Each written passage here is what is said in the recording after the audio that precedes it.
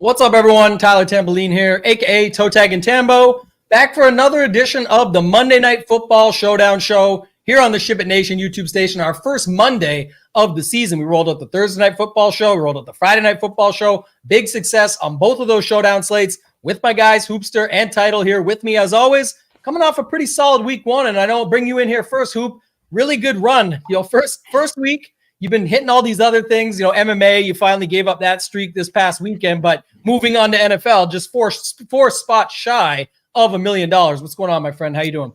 Yeah, it's tough to refocus in after these bangers, starting out the show with Club SHIPIT Nation. I love it, man. It gets the vibe going for these shows. Those are solid videos, and it's even better when you see SHIPIT Nation motivation. Get people hyped up. Get them fired up as we go into another good game for this slate. But go ahead and talk about yesterday. Yeah, it was a good week one, I'd say, overall for myself. Made a run at the big millie over on FanDuel. I knew kind of early on I was blocked out from first place, but was able to get the team up to fifth. Had a few busts in the lineup that, a few more points. We could have had our second millie, but man, things are trending in the right direction. I have a feeling I'm going to get it done at some point this season, number 2. But the community had big wins all throughout the weekend, all the showdown slates. We saw Thursday, Friday, our guy Marley turning $110 into $100,000. One of the nicest guys I've ever worked with, just a dedicated individual, and this is his passion, and you love to see it pay off in a big way. So congratulations to our guy Big Marley on Friday. And like I said, there's so many members that won Thursday, Friday, last night, the main slate. Love to see it. The community off to a hot start. And, we're going to look to build off that momentum, finish week one strong tonight with the Jets and the 49ers game. And we'll break it all down here. But again, congratulations to everyone in the community that had solid weekends. Yeah, we can get another millie tonight, by the way. That's what we're here to discuss. We're going to get to that title, bring you in, man, with the first free money Sunday. But as we always say, even if yesterday wasn't your day, those out there watching, maybe you didn't win, didn't have the best day. Week one is not over yet. It's just week one has been solid so far, but we got another full day ahead of us. What's going on, Title? How you doing, man? Yeah, I think you're talking to me when you say that. Free money Sunday, obviously something I came up with years ago. Nothing is free in this world. It wasn't free yesterday. I actually got lucky to even get more back than I should have. But like you said, it's not over yet. $1 million up top. I definitely did not lose $1 million. I didn't lose 6 figures. I didn't lose anywhere close to that. So that means we can get to the green for tonight's game. And my man A-Rod is back. San Fran on the other side. Should be a good one. I'm excited to see Rodgers make his return. Yeah, we're going to pull it all up and more. Shout out to everybody that joined us yesterday as well. Huge Sunday show. Really excited about that to get this season rolling. We hope these Monday, Thursday, and Sunday shows are all going to be the same way. Obviously, Thursday night, we do this on the Mail Media Network, but the Monday and Sunday, with this trio at least, is here. I'll be back tomorrow with my guy, Degenerate75, busting out a first look show here for week 2. And then just earlier with Nades, we did the review show. A lot of good stuff on there, especially if you're a member wanting to know how to use the tools on the site. We broke down some segments directly on how you can apply it to make some more competitive lineups. If you want to be a member, there's still time to join. I know I used it earlier, but everybody says, I'll join a community someday. I'll join someday. Why not join Monday, today? Today's the day. We left all the pricing up on the site, so you guys can go check that out. But let's get into it. Hoop, I'm going to start with you. We got this game tonight here, and, we were talking pre-show Title there. Can't wait to see Rodgers back tonight and everything, but haven't seen him for a long time, and also didn't see him for very long when he was out there last time. So give me your first grand scheme overview thoughts on this game. The 49ers favored, lower total, and it's actually trended down a little bit. It looks like the total went down to 43. So give me your first thoughts here. Yeah, you look at Rodgers coming back and look at what the Jets were able to do last season after he got injured, which was basically all but 4 plays of the season. They were complete dog shit offense. Despite what you think of Aaron Rodgers and where he's at in his career, they have to be more productive offensively than they were all of last season. And he has the right weapons, I think, to kind of make it work. He has a running back he can dump it off to. He has a possession receiver. He has a deep threat that he can throw to a relatively competent tight end. So I think he has the pieces in place to make this offense relatively successful this season. The spot's not great right out of the gate. San Francisco, like you said, the total is low, but I'm with Title. I'm excited to see him back on the field. I mean, he's been a mainstay in the NFL for the better part of 18, 20 years essentially.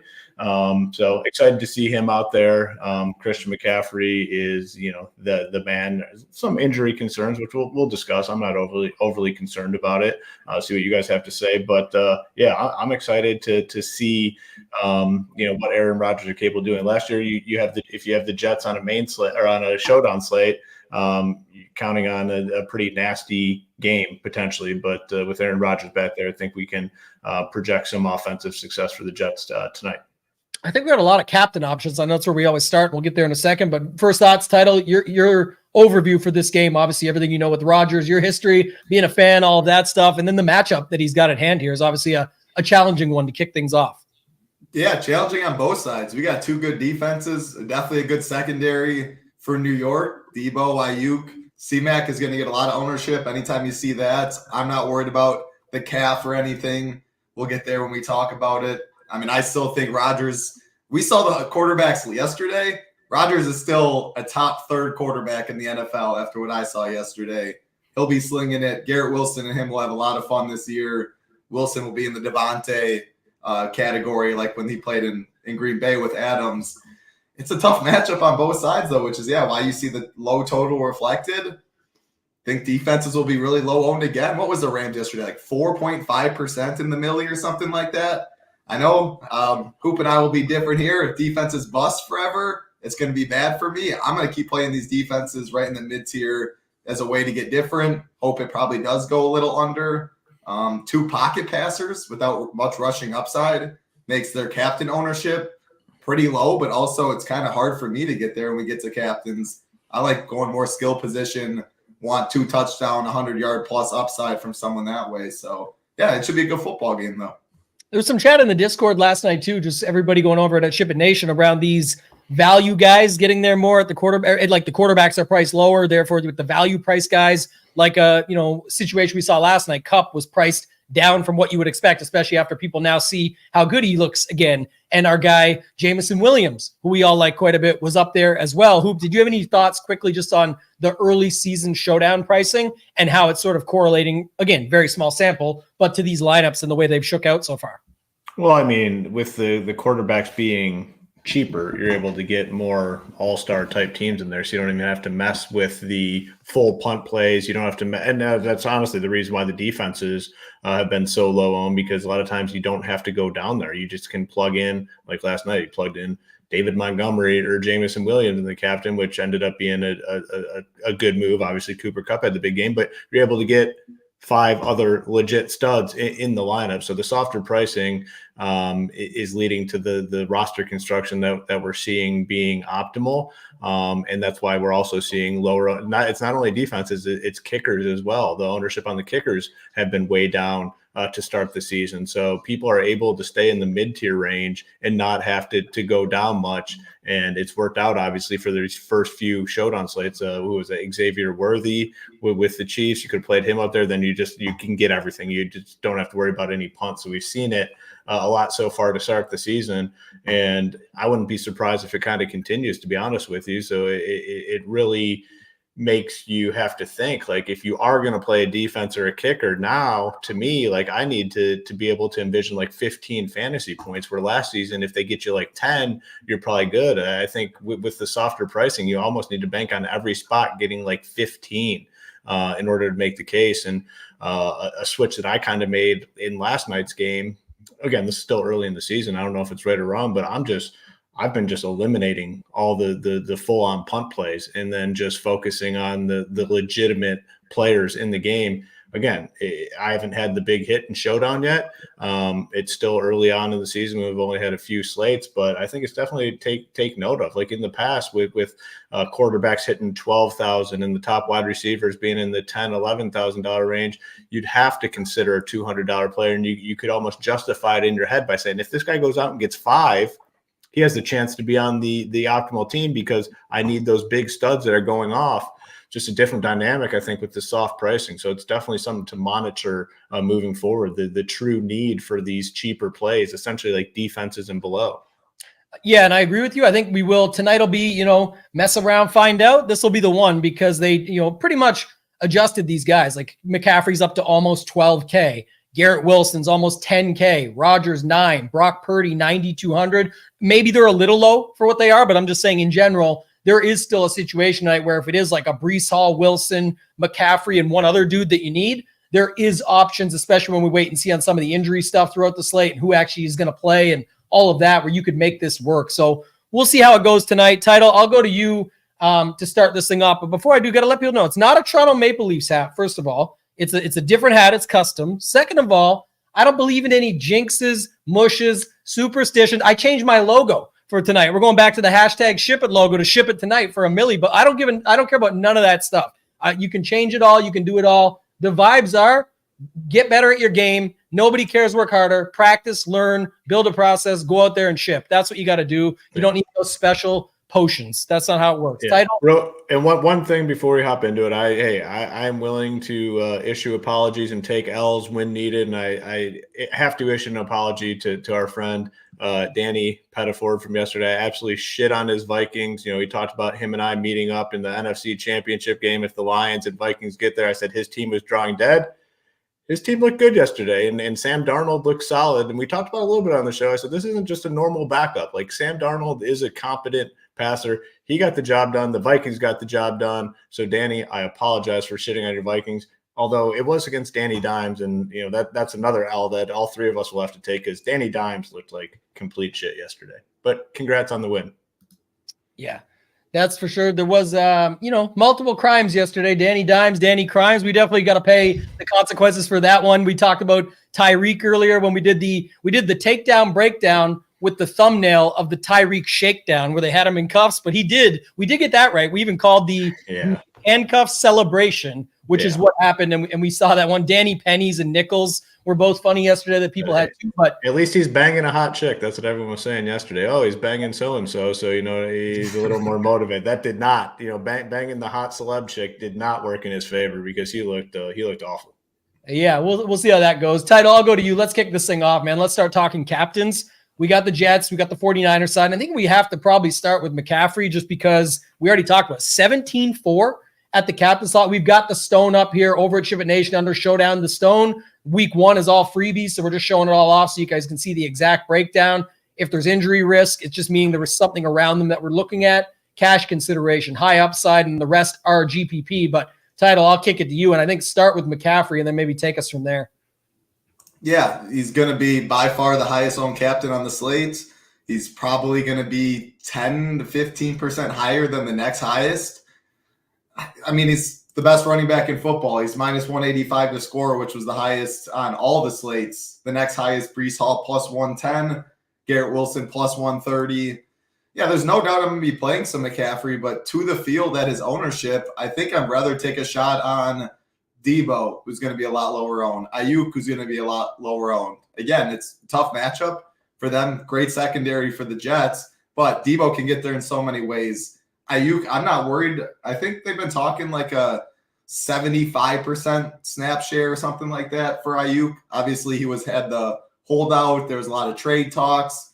Then finally, the San Fran wasn't biting. Ayuk signs this big deal. I'm expecting him to play majority of the time, so I'm not bumping him down for anything like that. The guys that have upside to outscore C-Mac today is who I want to play at captain. I think that's Debo. I think that's Ayuk. I think that's Breece Hall. I think that's Garrett Wilson.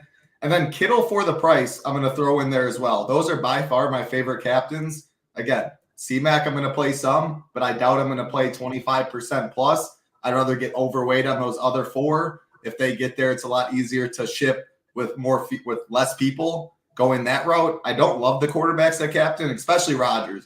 Like I'm talking Rodgers, I think he'll be good for the offense. They'll move the ball. There's no rushing upside. I don't like enough, passing upside to multiple guys where he does get the captain spot, and it's not Garrett Wilson or Conklin or whatever that may be that way. So I probably will even X him. Purdy, it can make a little more sense. You mentioned it with Jordan Love. With all of his weapons, if Kittle catches one, if Debo catches one, if Ayuk catches one, you could see a spot Purdy gets there, and he's too cheap. Like 9,200 is by far too cheap for him. So I'll have him in the pool of captain, but he'll be lower by far than all those skill positions for me. The Conklins of the world, I know a lot of people are talking about him. The Mike Williams was on a snap share, Lazard, Gibson, these secondary pieces, I don't love nearly as much as those top guys, but I said that week or the first game and likely absolutely nuke. So maybe you can talk me into some of those cheap guys, but mainly skill position, not named C-Mac, because you can get overweight on all 5 of them if you go under on C-Mac. Yeah, we're speaking the same language early. That's to me, again, I haven't finalized anything. I'll have the slate plan up later, but I'm always good with being underweight. I don't care who it is on these super expensive captains, especially on a slate when we have options. We got some friends and family out here in the chat too. Shout out to my boy Hebrew. He said he's going to be in on Garrett Wilson for all the cheese tonight. Eric says feels like a Kittle game. And Hoop, I'll throw it to you on that note, because one interesting thing about Kittle is usually when everybody's healthy is kind of when we see, if you get like it, but it's usually like a higher scoring back and forth game. If Debo was out or something like that, he's in there to block a bunch more, all of that. But in general, you could see it. But also going against the Jets, man, that's a pretty tricky defense. So he could also just be blocking a lot more this game. We learned it, from some of these other games, like Mark Andrews with a bad O-line up against, tougher spot. So what is your thoughts here, Hoop, on this captain spot for DraftKings? Yeah, kind of in lockstep with title, and it sounds like you're on the same page as well with some of the guys that we're considering. The thing with Kittle is he can just go off when you just don't expect it, and that's kind of what you want for Showdown. He'll randomly have these 2 touchdowns, and sometimes you do expect, like you said, if someone's out and it's a high scoring game. But at 7,400, if he goes out and gets 5 or 6 catches, 80 yards, and a touchdown, that has the chance to be an optimal score, I think, on this slate. I'm kind of adjusting the expectations a little bit based on what I think could be, defenses playing solid. So I am in on Kittle. The McCaffrey thing, very interesting. He's going to be the highest owned captain, but I think there is a chance for it to be lower than projected or expected because of the injury concerns. You already see some of the questions in the chat. Is he going to be on a snap count? Is he going to be, playing all the snaps, whatever it may be? I think he will be, but does the field think that he's going to have his full role tonight? And I think there's a chance it comes down. It's not going to be low or anything, but it could be 20-ish range, which I think is too low. So definitely like him. Breece Hall, Garrett Wilson, I think. I agree with Hebrew. I think he's a phenomenal. He has to be the biggest beneficiary from Aaron Rodgers being back there. And the price is up there at 9.8, but I think he has a chance to nuke it, even if they're in a trailing game script or something. The Ayuk thing is interesting. At 84, there's talk that he's going to be on a pitch count or whatever, or on a snap count, but who the hell else are they going to play? If he's not out there, who's the next guy? Yeah, you're looking at it. Chris Conley, Ronnie Bell, Jacob Count. Are they really going to say, all right, you got to sit out a few snaps? We're circling in these guys. I don't know. I think there's a pretty good chance that he's out there a large majority of the snaps today. He is going to be lower owned because of the perception around the holdout and the talk where they've said that he might not play all the snaps. I just don't know if I'm believing it. I think he could just be out there for all of them, or a large majority. So I think he's definitely the interesting one. Agree with the Purdy and Rodgers stuff. I don't want to be on Rodgers captain, but I could definitely see a Purdy captain team winning it. So yeah, kind of, same page as title. And it sounds like you're kind of there too.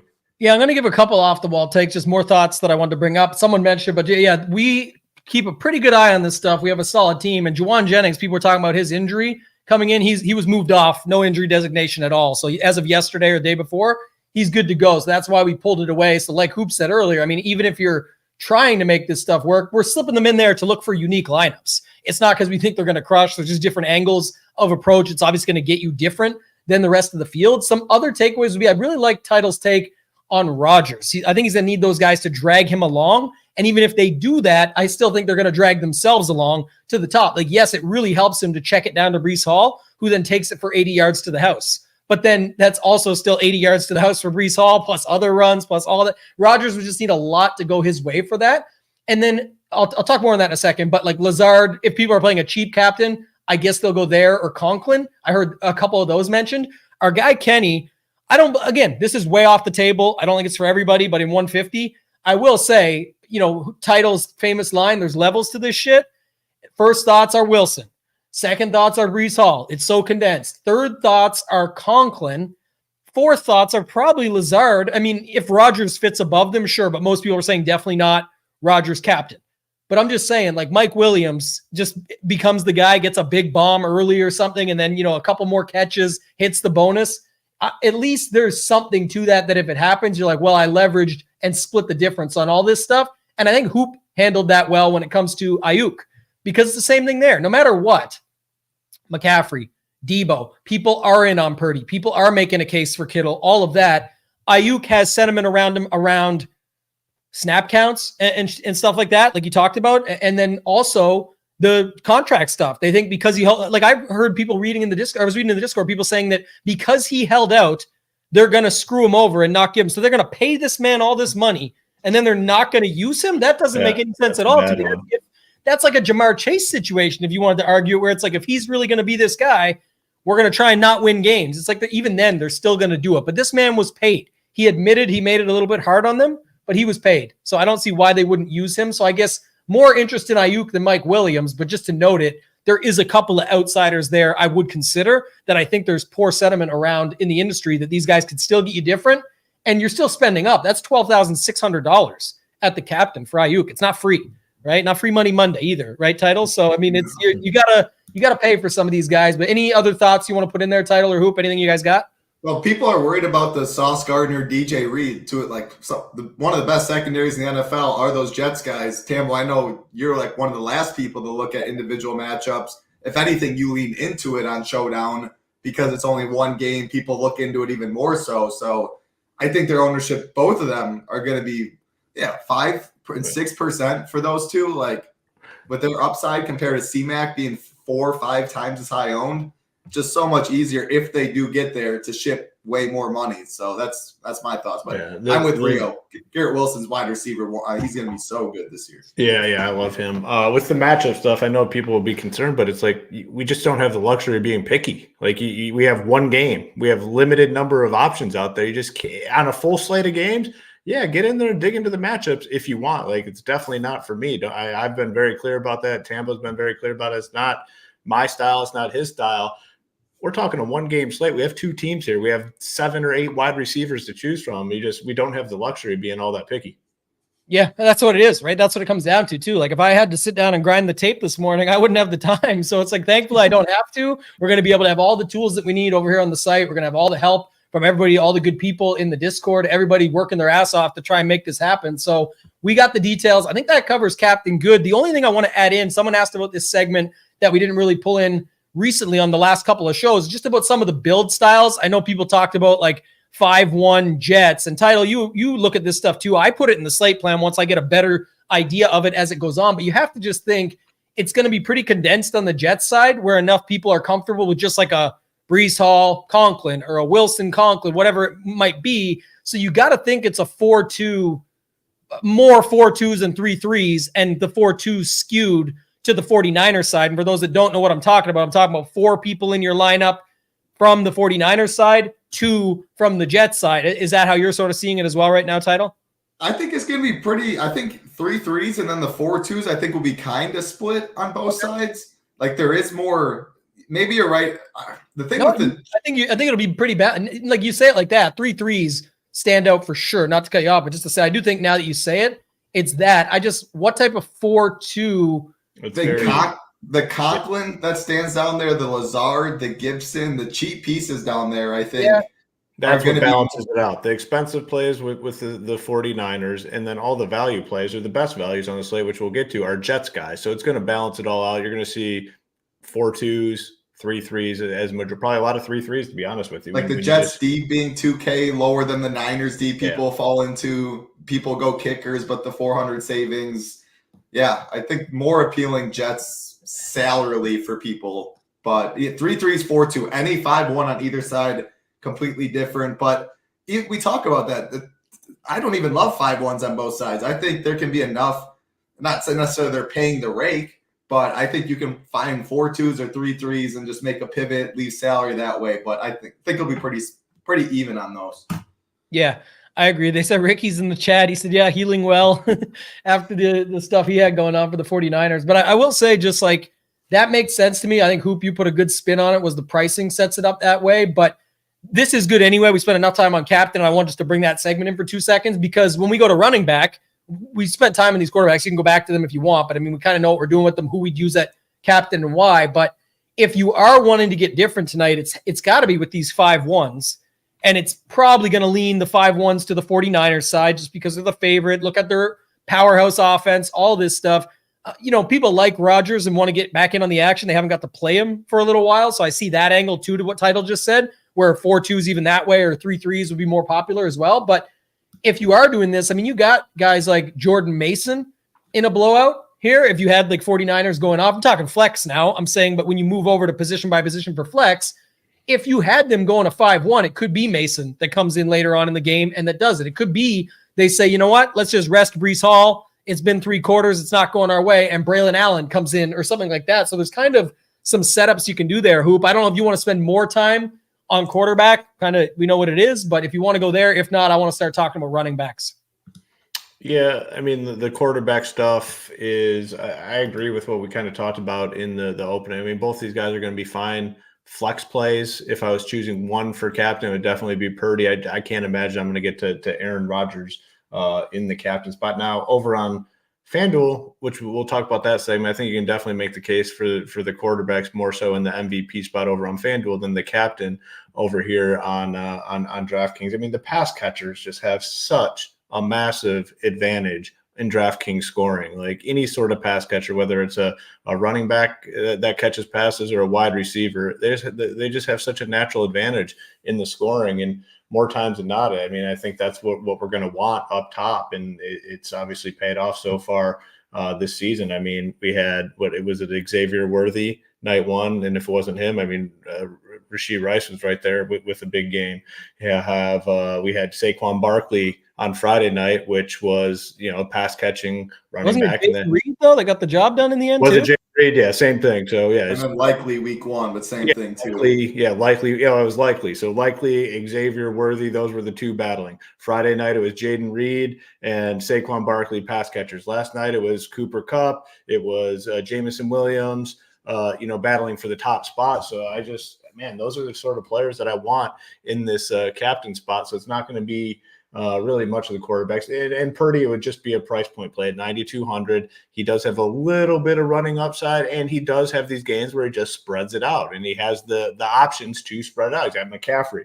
He's got Debo. He's got Ayuk. He's got Kittle. So he has the guys to spread it out to. So it would be more so him pivoting over to the running backs. I mean, yes, this is going to be a very simple breakdown. It's Christian McCaffrey. Yes, I'm going to play him in captain. I'm going to play him a shit ton in flex. I mean, you just got to get as much Christian McCaffrey as possible. You can do whatever you want in the captain. I mean, you can make the case for going underweight. Titles kind of talked about that. Totally fine. But when it comes to, fully building out your teams, highest floor, highest ceiling by far on the slate, you want as much as you can get. Same can kind of be said for Breece Hall. I think he has a big season. He's $1,400 cheaper. You're going to want him in the captain. You're going to want him in the flex. And then, we do have some cheaper running backs. If you are buying into the McCaffreys not getting all the snaps talk, then Jordan Mason should be your guy at $3K. He has a moderate projection. What do we have him projected for? Looks like 6. Yeah, 6 at $3K. That's a fine number. This Allen dude, 2,800, not a ton of interest. Kyle Juszczyk, you know what you're getting. And then Isaiah Davis looks like he's getting a little bit of a projection as well. The way it's gone so far, though, we have not needed these guys. Like, we just have not needed these limited snap, limited upside guys, Mason, Allen, any of these other, cheap dudes. So I think I'm willing to sacrifice some shares of Christian McCaffrey in order to avoid going to some of these cheaper guys. Like, what is the true upside with any of these dudes? Like, I really think you need 12 to 15 from every spot. Can Mason get you 12 to 15? I don't think so. Can this Allen dude get you 12 to 15?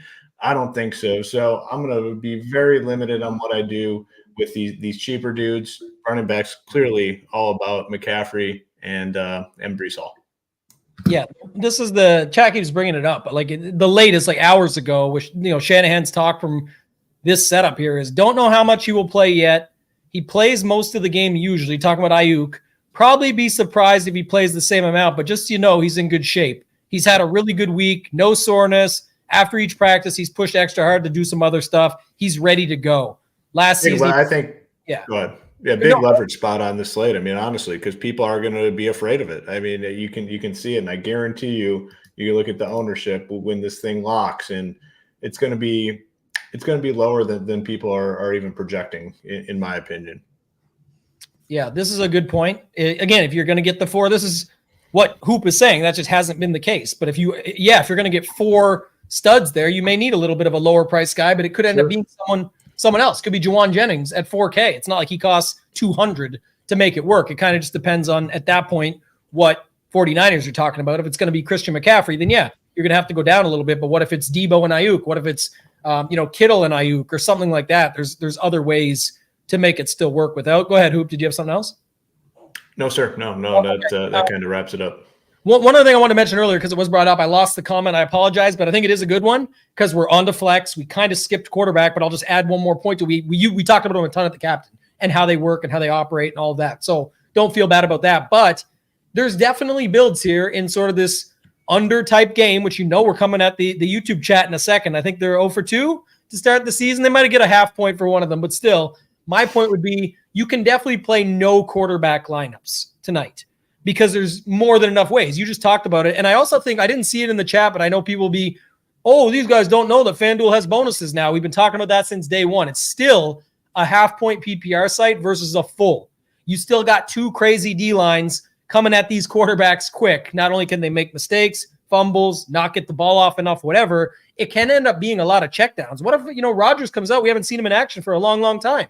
It could just be checkdown nation. Could be Hall, Wilson, Conklin. Hall, Wilson, Conklin, little Lazard for his boy, and see what happens. It just could be those guys. There's 3-4 guys racking them up. And then on the other side, it can definitely be CMC, Debo, Ayuk, Kittle, Jennings, kickers, defenses. It can be all of that mixed in. You don't need to play 2 quarterbacks tonight in your lineup, and that's just pretty standard stuff. I think some will know it already. Some are feeling it. Can you? Yes. But remember, people want to play Rodgers. They haven't got to play him for a very long time. He's, I don't know, Title, what's your thoughts? Probably next closest. You're literally a Rodgers guy, but Brady-esque of the sort of nostalgia there, going back to it. Like, people are just going to want to play Rodgers because they haven't got to play him in so long, and they're excited. They're going to really want to play him, or they really don't want to play him. He's one of them guys, but yeah. Possible. But, we got, people want to see the belt come back out. I want to see that belt, baby. Own everybody. Come on, Rodgers. He's dying. But see, you're going to be getting some extra Rodgers shares just because your boy's back. So he's back. I don't think there's anything wrong with it. I'm just making the statement. In the flex. That's right. So anything to add on running back title? I mean, I hit it up there. My thoughts are you nailed it at captain with CMC. Like, I really do like being field or underweight to be able to go overweight on these other guys. I just think there's tons of different options. Even within the ones we've mentioned, but also the correlation stuff is more of like if you are playing a 5-1. That's why I brought up Mason and Allen. I'm not loving them or looking to go jam them in. I'm just saying if you got a 5-1, it's kind of funny that they would actually make sense together. Like, Mason would be in because the game's over from that side, and then why would they keep running out Breece Hall? So it would make sense to get him in the mix. And we'll talk about like Corley when we get to wide receiver and stuff. I know a bunch of the quote-unquote vets. At one point we had the best nickname for Terry McLaurin, F0, because he had 0 points. So instead of F1, but like Drake London, he's got a couple of O's in London. Those turned into zeros. I mean, they didn't actually have zeros, but they were just so bad that's what it comes down to. But a lot of rookies got there yesterday. So you just wonder if today there's possibilities for some of these guys to get into the mix just a little bit earlier. But I'll let you talk about running back title, and then you can take us into wide receiver from there. Yeah, I don't like many. Like, I like the backup wide receivers we're going to talk to, the Gibsons, Lazard, Corley, even Conklin, Ruckert for cheaper, Juwan Jennings, the kickers, defenses, more than I like Braylon Allen, Jordan Mason, Isaiah Davis guy. I think it's going to be a lot of C-Mac. I think it's going to be a lot of Brees. Jordan Mason is by far my third favorite running back if I had to choose over Braylon Allen or over Davis. The thing is, like, the props are awful on all these guys. Plus 850 to score. They're like 11 rushing yards is their prop. It really seems hard for them to outscore. Like 2 catches might be enough from Gibson. 3 catches from Lazard outscores them. The defense is like, I think we just saw someone mention it above. We talked pre-show. Kirk Cousins literally looks like Matt Ryan when he was 42 years old. He cannot move one bit. I hope that's not Rodgers. I really do. But what if that's Rodgers, who can't literally move anywhere lateral, can't escape sacks, and you get a 6-sack game? So I just like a lot of the other mid-tier, lower-priced people at other positions more than I like Allen, Mason. I'll expect Brees and C-Mac to do their work. Again, I'll play some Mason, really not much Brees Hall. Isaiah Davis for 200 at running back 3. I mean, he might not even touch the field, so I don't like going there, which leads you into receiver, and receiver's absolutely loaded. We'll start with San Fran side. Yeah, I mean, if Ayuk does come off the field for 20% of snaps or whatever that may be, that's either going to be Chris Conley or Ronnie Bell taking those snaps. And both at $200, we could, if C-Mac goes off, Wilson, Brees, we've seen 2 points from 200 guys be on the optimal to win slates. And again, if Ayuk's out more and those guys catch 1 pass for 30 yards, that's 4 DK points. I'm going to be mixing in some Conley and Bell. I like making a rule max 1 of those guys because they're going to be competing for that wide receiver 4 spot. I don't know who it's going to be. We right now have Conley projected higher, so I'd lean that way. But I'll mix some of them in as very contrarian rights down below, and I like them more than Davis. Jawan Jennings, we mentioned him. He's got there multiple games for San Fran. Great run blocker, so he's on the field a lot. They run a lot of 3 wide receiver sets. I'm in on him. Already talked Debo and Ayuk. I almost think I prefer – no, I like them both in the flex too. I'll be playing both of them heavy. I'll be overweight just because their ownership looks to be held in check. Garrett Wilson on the other side, complete money. Mike Williams is the really interesting one because coming off the torn ACL, already going to be on a snap count, and he's 6.6K. Kittle's only $800 more. Ayuk's a little less than 2K more. But then under him, it's 49ers D at 5.2. So he's kind of in that dead zone. But his receiving prop's like 22.5. Touchdown prop isn't great. It doesn't look good at 6.6. It looks like more of a leverage play, like in chalky lineups. I prefer to take a shot on Gibson, on Lazard and Rodgers. We already know the rapport there. Then I'll take a little Corley too. He's a big play guy. He's a rookie for him. If Mike is limited a good amount, I think he'll mix on the field. Gibson, though, will be the wide receiver 3, the slot guy. Lazard will mainly benefit when Mike Williams is off the field because Lazard will play the outside opposite of Garrett Wilson. So Gibson's my favorite guy right in that range, even more than Lazard. And you can see ownership is a nice little discount there off of Lazard. So, yeah, rounding out receiver, obviously Debo, Ayuk, Garrett Wilson. Jawan Jennings, wide receiver 3 will be in. I like Gibson. I like some Lazard. And then I want you guys to talk on Conley and Bell, too, if you guys are rotating them in. You're the best man because you segued it right over to me what I was about to say. I was going to say, I love my guy title. I host once in a while, Tambo. Oh, I love it, man. I love my boy title, and I was coming at you, but I'm going to give you a rebuttal. But you literally put it on a platter for me because I was going to say what the funniest part of my guy title is it's like the members that are like, oh, I made these groups. It feels like I need to make a lot of groups. One group there's absolutely no chance you need to make is separating Conley and Ronnie Bell, who would just barely show up on their own, let alone never in the same lineup. It's borderline impossible. Hey, if it did one, you're burning that lineup, I'll make sure it's none. The king of EV. Okay, we'll give it to him, but he knows too well. But I think that one you won't need. But I really love the Gibson call. It was actually Bader Bear, who's in here somewhere talking about not being able to get work done. And I was trying to go back and find it. Man, I can't. Too many comments. We appreciate you guys. If you're here just joining us for the first time and you like what you see, subscribe to the channel. Hit the like button. We keep all these shows free for you guys so we can keep them rolling. But what's interesting is like the Lazard report thing is another one. Just has to be out of hand.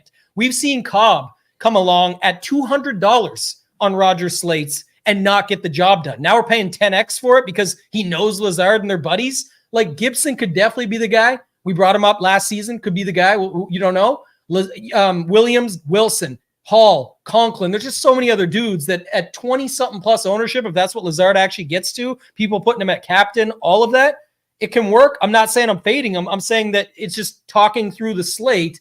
It is interesting that people just auto-assume certain things. And I'll kick it to you on this one, but like Garrett Wilson, we're going to have a guess the fantasy points tonight. Shout out to our guy, Junior. He's given away, he won some money in it last night. We do this contest in our Discord. I got to think I'm putting Garrett Wilson up to see if anybody ever finally gets the prices right figured out, because last night, nobody said less than 9 points, I think, on Amon-Ra St. Brown, and he got, 4? I think it was. Awful. So is there ever a possibility that this defense gets after Rodgers, he doesn't get the ball out quick enough, and it ends up being like Hall, Conklin, and the 49ers just smashing, and it's not Garrett Wilson, who's going to get popular the more and more as the day goes on? In this sort of matchup with these two defenses, I think you can make the case for just about anybody busting outside of McCaffrey, I'd say. I mean, McCaffrey is just so safe to probably get like 20 fantasy points, but I think you can definitely make the case for anyone. There's nobody else on the slate. If you said, oh man, so-and-so, got 12 fantasy points less than projected, I would be shocked. McCaffrey would be probably the only one. I mean, Breece Hall could bust in this spot. I mean, 49ers, if they want to shut his ass down, I think they have the defense where they could find a way to really, really limit what Breece Hall does. So I would not be surprised. I don't think Garrett Wilson is a slam dunk play. He is my favorite play on the slate, but there is bust potential with Garrett Wilson. You start looking at the rest of the wide receiver there. Yes, I like a lot of these guys, but I guess it just goes to the point that you're just kind of making there that, man, all these guys have low floors tonight. Even Debo, I think, has a low floor. The two most stable wide receivers, Garrett Wilson, Debo. After that, Brandon Ayuk. I happen to like him. I think he's going to be on the field way more than whatever this coach talk is about, maybe not all the snaps. I think he's just going to be out there. When you look at the guys that would be replacing him, like in any key spot in this game, Ayuk is going to be out there. When they're in the red zone, he's going to be out there. Like maybe a couple plays around the 40 or 50-yard line, he takes a break for a minute. I don't give a shit about those plays. I want him out there when they're scoring touchdowns. I think he's going to be out there. Mike Williams, risky play. They're going to take a shot at Mike Williams at some point when he's in the field. When he's on the field, Aaron Rodgers is going to try to throw a bomb to him at some point. Does he catch it? Probably not. But if he does, he's on optimal. One play. That's all it's going to take with him. Allen Lazard at 2K. I am interested just because, man, I've seen what Aaron Rodgers like. If Lazard comes in and he makes a good catch right out of the gate, Aaron Rodgers will continue to go back to him. If he's on the field and he makes a play, Aaron Rodgers will continue to give him opportunities until he fails them. So for that reason, I'll be in on him. Do I like the projected ownership? What do we have it at? Yeah, 21. Yeah, that ownership sucks. Like, yeah, a 2K wide receiver at 20%, not great, but I just can't avoid the spot. 2K, I know the quarterback likes him, and I know if he makes a play, he's going to get the opportunity to make more plays. So for that reason, I like Lazard. Jennings at 4K, I think is fine. Probably prefer him more if I'm playing Purdy captain teams. If you have a Purdy captain team, like that's the spot where I want Jennings. Gibson, I think you can mix in. The $200 wide receivers, I'm probably not playing just because I'm banking on the fact that it's going to be Ayuk out there majority. I just don't know how many opportunities Conley or Bell will truly have on the slate. But a lot of options here, but there's no like slam dunks, which I like. I mean, that makes it fun for Showdown.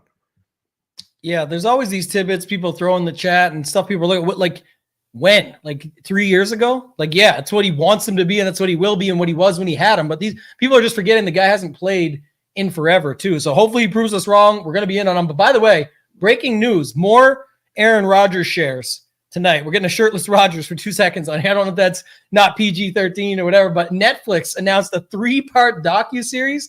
This is the type of stuff I want to see Aaron Rodgers docuseries. This guy's like a Joe Rogan on even more drugs and in dark rooms and figuring shit out and talking about it. I want to see what else is going on, fly on the wall type shit, not just, figuring out, is he going to go back to his prime tonight? That's kind of the other spot of it. So Jennings, Gibson, I guess, were the two that stood out. Some Corley shares I'm okay with as well. I think both those guys, Gibson, Corley, that's where maybe I'm wrong too, title, but at least there I would set a group because just in case, and they're a little bit more cash than $200 guys. But I would see if those guys get into the mix, and Lazard's whatever. I'm going to play some just because, but I'm not thrilled about it, especially because of the ownership and because I don't think just because somebody likes someone who I think we're friends, you like me, you won a bunch of money last night. You're just going to ship it over. You know what I mean? We're good friends, but that doesn't mean you're going to do everything. I get that point, but it's history, man. And you know what they say, history repeats itself. And Aaron Rodgers has a history of doing this with the guys that he is loyal to. Like there's one reason Alan Lazard is on this team is because Aaron Rodgers. Yeah, exactly. Lewis, Rodgers. Yeah. If Gibson is out there and fucks up, all right, if Gibson makes one mistake, Aaron Rodgers is pointing to the sideline saying, give me my boy Lazard and let's roll. Yeah. I agree on that stuff, but I mean, everyone said it when Cobb got brought over. It was like, congrats on getting the Cobb was like done though. He was like so old for a wide receiver at the time. Lazard's got to be like. That's right though, Tambo. He's like, here's your $3 million. A 1 year, $3 million. You might not do much, but you're in the locker room with me and the homie that way. Like that's what Rodgers loves. And people actually said that Cobb had again. This is just conspiracy and jokes, but they said like, what does Cobb have on Rodgers to get him pulled over when he's probably not getting another contract to be like, hey. I got those pictures, Aaron. I got that news. I got that video. Get me on your team right now. Get me another quick $3 million, and this will all go away. All right, he's got his friends. Rodgers always got his boys. He can make that stuff happen. So, All right, let's move on then. Let's go to the tight end talk. I guess, Title, I'll go to you because I don't think you responded to this one, or even like we thought we talked through it a little bit, but like the Kittle stuff with, Debo, everyone's healthy. But usually when Kittle goes off, it's in everyone's healthy. And it's a back and forth type big game, over the top, 70-yard catch and couple in the end zone, all that. Can he do it here? Sure. It's a tough D. They're going to be covering other guys, all that stuff. It makes sense. But what's your thoughts on Kittle? And then take us through the rest of the tight end position. Yeah, I'm in on Kittle. There's no doubt about that. I think especially I'm playing Ayuk, I'm playing Debo, playing the pass catchers mainly because of leverage off of C-Mac and his captain ownership. But Jets are most exploitable in the middle of the field. And one thing Kittle has going for him is he's one of the best yards after the catch guys out there. So whether it's a tight end screen, he just cars them up in the middle because Reed and Sauce on the outside have them locked up. I think Kittle is a very, very solid play. We've seen the upside multiple times. Plus 180 to score, which is one of the best on the slate. You go look at what we have for the zone. 25% in the flex ownership, 6% in the captain. That's really held in check for a guy with that upside. So I'm going to be overweight Kittle. There's no doubt about that. I'm really hoping it's Debo, IU, Kittle, pretty much any of the studs, not named McCaffrey. I think at the end of the day, I'll be happy with. And again, I'm going to be playing some McCaffrey, but at 25% captain, I know I will have less than that. I'm hoping one of these guys get there. Kittle at that price might even be my favorite over Ayuk or Debo too, but it's all close. I definitely like as far as the only other tight ends in play, Conklin. No, he is going to be pretty popular. Rodgers likes his tight ends. He likes his checkdowns though, so that's relative chalk for his price that I'm good with. And then the backup tight end, this Jeremy Ruckert guy, I don't know. Like he's someone that it feels like if he got 5 points, if you think 5 points might be on the winner at 1,200 because it gets you all the top guys, I'd include him a little bit.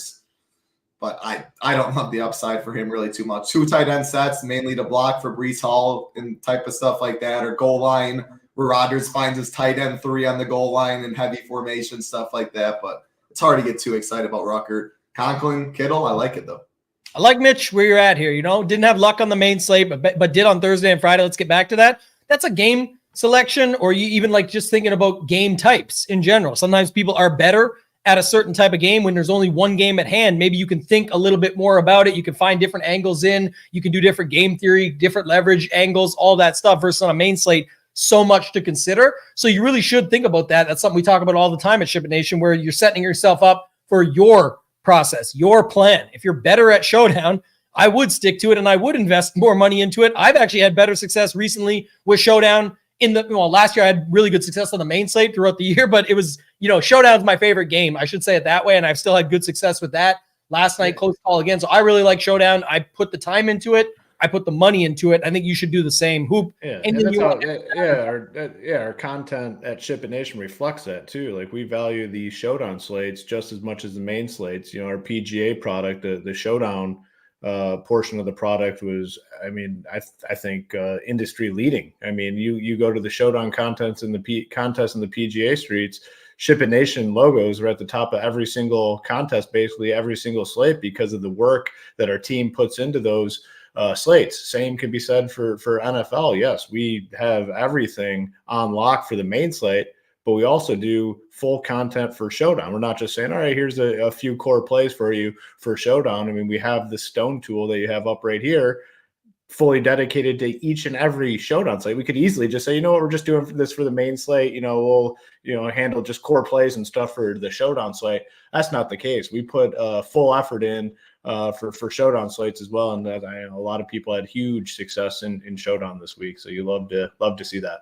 Real quick, because great point. I think this is a point that's brought up. Like, again, we said for this week, we're going to keep this all up, but high upside, that's exactly what we're calling out. And I know some people know it already, and that's good for you. This is a place you can have it all in one shot to be able to see that. But like you said, Kittle can get you 30 or 3. That's the definition of high upside. We know there's going to be some downside. If there's upside, it's got to be downside. It's how things work. So, you look at it from that perspective, you can find some of that. And actually just thinking it through before I kick it back to you, Hoop, on the tight ends, was just thinking about Brock Purdy. If I'm using him tonight, it's actually probably more at captain. Because in the flex, it's probably the game just didn't go his way, got hammered out a little bit. It didn't actually happen. Obviously, if you're putting Ayuk or Debo or those guys up top, then yes. But for the most part, I'm saying I may use them more up there, because I think when you look at it on paper, now that we talked through this whole slate, it's like, man, look at these weapons. McCaffrey, Debo, Ayuk. Jennings was fine even in big games. Kittle, just the defense, everything they got going versus we know what it is. Hall, Wilson. We don't really love this shit. We're just making up stories about it. Conklin, maybe. Checkdowns. It's like, you know what I mean? You could see Purdy throw 3 touchdowns and that be enough. And one of them's to McCaffrey, one of them's to Ayuk or Jennings, and one of them's to Kittle. And then it's Purdy up top and it's separated a little bit. So I just think that's another angle I look at. And the Stone has it here too. Our simulations, when we do it out with our projections versus the salaries, he's actually not coming in that high at the captain, but we've got him popping in at the captain much more than Rodgers, which makes sense. And so we are finding captain leverage there. So it makes sense when you really talk through the whole slate and then think about it. And I've been down a little bit on these Jets throughout the show. So now it makes even more sense that I could lead it that way. So I don't know, just another interesting tidbit. Anything you want to round out on tight end, Hoop? If not, kickers and defenses to round out the slate for DraftKings. No, that's a good point though on the Purdy stuff. I mean, because you need to be able to visualize how it happens. How does Purdy become the optimal captain? Well, it is the 49ers scoring probably 25 points, at least 25 actual points, and 3 touchdowns going to 3 different guys. Could we see a game where Purdy throws one to McCaffrey, to Debo, to Kittle? Yeah, absolutely. Picks up maybe 20 yards rushing.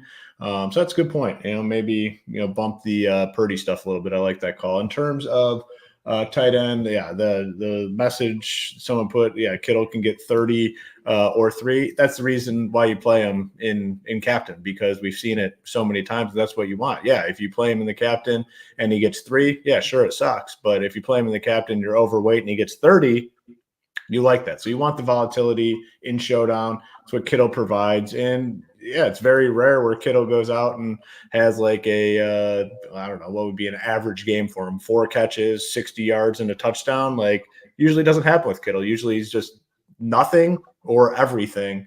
And, with this defense, the Jets cornerbacks, you never know. It could just be him. So interested in him. And then Conklin for sure, I think is a great flex play. It looks like some people want to play him in captain. That will definitely not be me. And then Jeremy Ruckert, 1,200. Yeah, probably blocking, but he could potentially find the end zone. I mean, you never know. The teams do these big packages at the goal line, and yes, the random tight ends, sneak their way into the end zone, and no one sees them. And they catch a touchdown. That could definitely be Ruckert at some point. So interested in him as well. And that's it. Yeah, I was going to say exactly what you said. That's where you see him. He's in there to block. All of a sudden he rolls out of it. Boom. He's open, catches the touchdown. That's the Ruckert play right there. And love MMG, always in here providing good little tidbits and stuff. And I had to go back and I pulled it up, and at first I was reading it and then I understood it afterwards talking about Williams. But that's the thing, right? That's literally exactly what I'm saying. And that's why I said it the way I did, is the trends are made to be broken. Like that's a one little thing, but like Hoop said earlier, that's the key about Showdown and why some do better at it than others is little situational items where you don't know how it's going to go. It's one game, one slate, one night. That's it. Trend can be broken in a heartbeat. And if it could be broken in a way that ends up paying off. What's the best way to pay off Purdy would be captain or fade. And you're fading, but I'm saying if I was going to use more of them, it would be at the captain for that reason. So definitely don't hate that. Hoop, real quick, kickers and D. We talked a little bit about them earlier, and you've been talking about them the last two shows, but anything you want to add on kickers and D? Yeah, we're seeing lower ownership on both across the board through the first few slates of Showdown, and that's mostly due to the fact that the pricing has been pretty soft, but also we've had some of the better offensive teams on these slates. I mean, we've had the Chiefs, we've had the Ravens, Eagles, Packers, Lions, Rams. Those are some elite offenses in the NFL, so people really don't want to get on the defenses. I think tonight could be a little bit different because they view both these defenses as pretty good.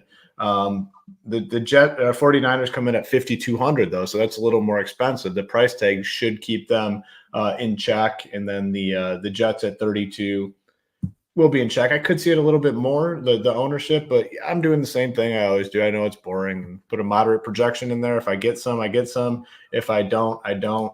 Kickers continue to be overweight on kickers. I just think they're underpriced on these Showdown slates. We got Moody at 48, Zerline at 44. You could definitely see both these offenses stalling if they get into the scoring range and into the red zone.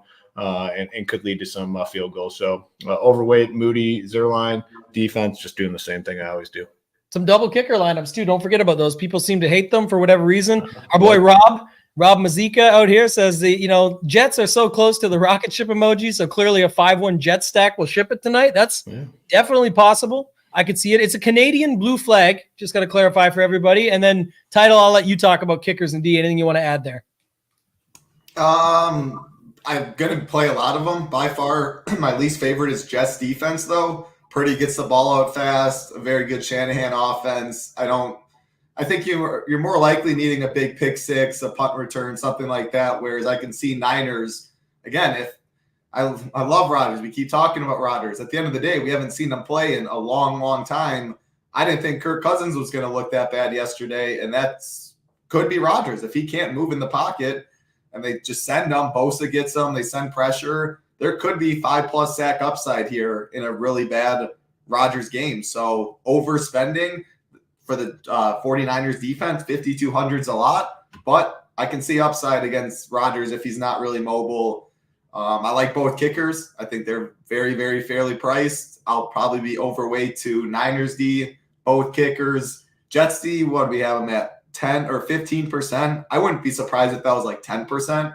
And if that's the case, maybe I'm somewhere around 8%, something like that. But they're the one I definitely like least. I like the other three. I probably hope one of them is optimal. Hoop's going to talk to us about FanDuel in a second here, but first we got to get the game rolling. So we'll do both. But, put it over under 43. That's what we want to know first. Our guy, ARS 6091, Hoop said, first two games were high scoring, so now we're going to get a low scoring one. And Title, you do the casino a little bit, mostly poker, but you roulette, the game. It's red twice in a row. It has to be black. This next one has to be. It was just red twice in a row, and then red, green, 00, red, red. It's just not how it works. Absolutely nothing. Yep. No chance. It means absolutely nothing. And to be honest, last night was kind of the under game. That was the game we were expecting. That last drive where the Rams, first of all, just went the length of the field like it was nothing, was expecting more of that all game. And then on top of it, in OT, same thing. Detroit just did it too. And bing, bing, bing, bing, all the way up and just wins it and ends it with a walk-off. So, anything can happen at any given time, but it looks like a lot of people. Is there even one over? Under, 41, because 21-20, under. Joanne comes in with the over hammer. So it's about 13-1 Unders. Okay, we got to do this last one, and then Hoop, talk to us about FanDuel. I'll pull it up. You talk to us about FanDuel. There's really not too much in regards to FanDuel. I mean, just pulling it up, the pricing looks like it correlates pretty similarly to FanDuel. There's not like a standout cheap option that I think a lot of people will go to. Lazard's at $7K, Jennings at $8K, Gibson 75, Mason 75, Mike Williams 9K, Conklin 8K. It's just very similar. Nothing really stands out. McCaffrey 7,500, Purdy 14.5, Breece Hall 15K, Aaron Rodgers 14K. I don't know. It's just not an exciting style as is. And then there's nothing that really stands out. Pricing the kickers are both 8,500. 49ers defense 9,500. Jets defense 9K. I don't know. Nothing really stands out on FanDuel, to be honest with you tonight. Let me ask you one more question then, just because you obviously made a run with Millie yesterday, and we did hint at it a little on this show already, but just to clarify, did you notice any big difference yesterday besides the obvious with those bonuses involved? But was it any other standout points that came about that you could apply to showdown slates differently or anything like that?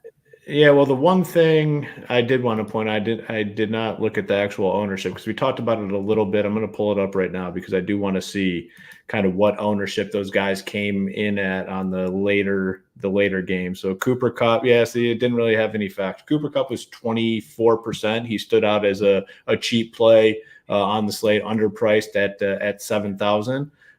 So that was really no surprise. What was like Amon-Ra? That's what I'm wondering because I played him in cash. He had him in popular.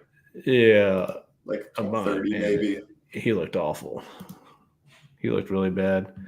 Knew I had a when team. When Hoop's looking at that, just my quick thought on FanDuel, Rodgers is going to be pretty squeezed, like low owned relative to what quarterbacks usually are on FanDuel. Breece projects a good amount better for 1K more. Purdy definitely projects better for only 500 more. And a lot of people want to jam in CMC. So that was one of the biggest things that stood out. I think Kittle gets squeezed with Ayuk 1K lower, Debo 500 more. So I think that's a pivot spot who has clear upside. And then Niners D looks a little expensive at 9.5, but overspending maybe.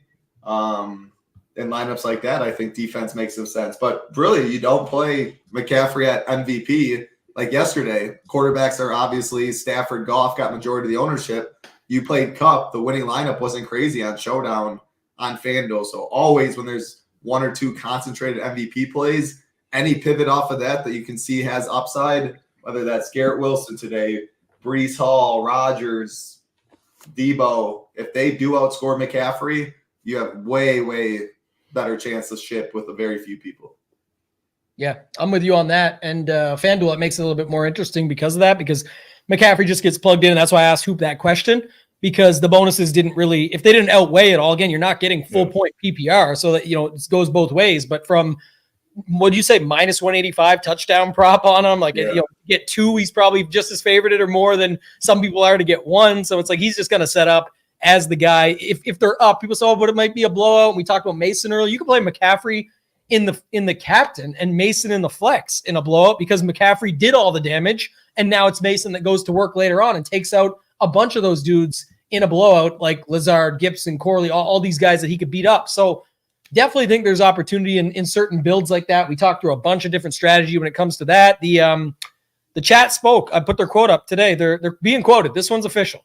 49ers and under is the breakdown here. So Beetlebane, coming for everybody right now, knows the old way to go for your heart, right? Go right for that double dipper, get that Gibson and Jets D, and then just get all those 49ers guys in around it. But Hoop, go to you, man. Title gave his final thoughts. Anything else you got to talk about before we get out of here?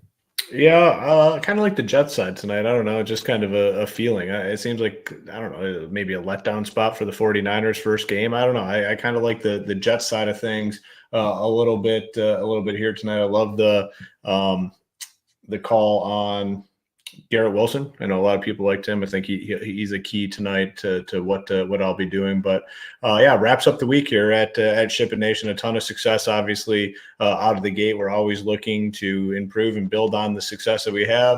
Let's finish out strong tonight, and then we'll get right back at it for all the week 2 action. Very early in the week. So week 1 was a success here on the shows. I hope you guys liked it. We'll be here same time, same place every Monday, Sunday, Thursday, And then we have our other shows throughout the week. So make sure to tune into all those.